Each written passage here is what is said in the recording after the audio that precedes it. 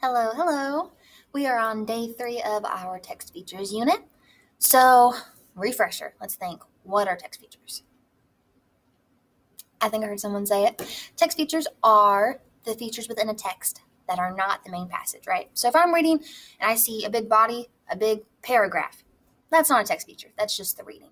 But if I see things off to the side like a caption, like at the end I see a glossary or an index, those are our text features. They help supplement and they help add to the text. So let's learn a few more today.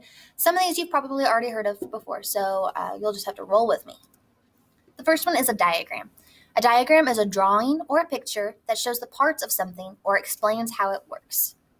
So here's an example. Here we have a picture of a flower, and it's not just the picture, right? We see labels, we see arrows. This is letting us know that, like down here is the pedicel. Up here is the stigma, the style, the filament, right? That's what makes up a diagram. To have a diagram, you have to have labels, okay?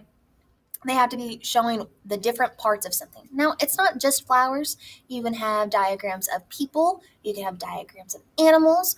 If you open up a how-to book or like a instructions manual, if you just bought a desk and you're trying to put it together, it'll probably have a diagram in that too of all the different parts you need.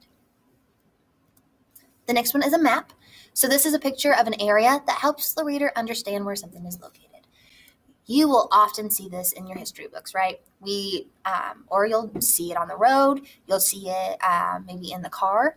Your parents might have a book or like a book of maps. You probably see it on GPS on your phone or on your iPod, right? So we all know it. We've all seen a map before. But did you know that maps don't just have to be of the United States? They don't just have to be of Indiana. We can go way out. You've all seen a globe. That's a big map. We can also have maps that are really tuned in. So we could have just a map of southern Indiana. We could have just a map of Sellersburg. Just a map of the school itself. You've probably seen the maps up on the wall when you're here that tell us where to go in a fire drill, where to go in a tornado drill. Those are maps too. You could have a map of your neighborhood. So this just gives you a little more information about the location or where you are or what you're reading. The next one is a sidebar. Sometimes this is called a fact bar, but we'll be using sidebar.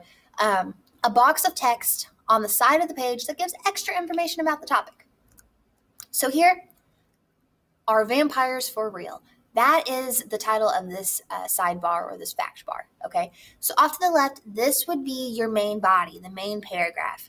We have our title up here, maybe a heading, we don't know. So over here, it's just a little more information. Typically, this is like a fast fact, right? Something fun to learn, maybe something that's just slightly off topic. Most likely isn't going to be a part of, I don't know, like if you were given a test over a chapter. This is just more like just fun information, just to keep you interested, maybe help you learn something you haven't heard before. So here, we're talking about bats. This is what this whole thing's about. But over here, are vampires for real? So then it says there actually is a vampire bat, and it gives you a little more information about that. So those are just fun facts, like we said. Next one is a bullet point. You most likely have already seen a bullet point before. So this is a small dot symbol used to mark items in a list and make it just easier to read. So here's an example. We wanted to break down food groups. So we broke it down into fruits, vegetables, grains, protein, and dairy. These little dots are your bullet points. So it makes it a little easier to read. We don't have to look at it in paragraph form or in sentence form. It's just a list. Your adults might do this for when they go to the grocery. You can do this if you have a to-do list. If you are writing down all the tasks you have to do today, maybe all of your buzz assignments, you might see little bullet points. Sometimes these bullet points are, instead of circles, they might be arrows, they might be squares, but most of the time it's just the circle. So that is all that I have for you today. Thank you so much for tuning in, and we'll be learning more about our text features. I think we have a handful more that I'll introduce to you on Monday. So I hope you all have a fantastic day, and I will see you all later.